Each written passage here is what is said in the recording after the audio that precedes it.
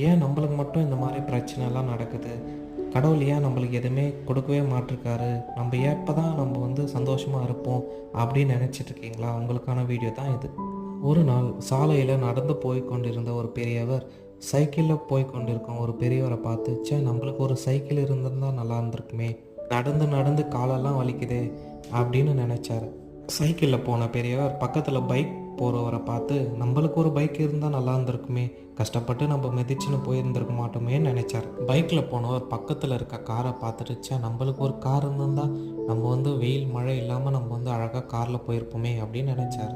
காரில் போன மனுஷன் மேலே போகிற ஃப்ளைட்டை பார்த்துட்டு, ச்சே நம்மளுக்கு ஒரு ப்ரைவேட் ஜெட் இருந்தால் நம்ம வந்து ஆக்சிடெண்ட் எதுவும் இல்லாமல் ஃப்ரீயாக மேலே பறந்துருப்போமே அப்படின்னு நினச்சான். இதையெல்லாம் பார்த்து கொண்டு இந்த சிறுவன் வீல் சேரில் உட்காந்துன்னு, நம்மளுக்கு 2 கால் இருந்தால் நம்ம நடந்து போயிருப்போமே, இந்த உலகத்தை சுற்றி பார்த்துருக்கலாமேன்னு நினச்சான்.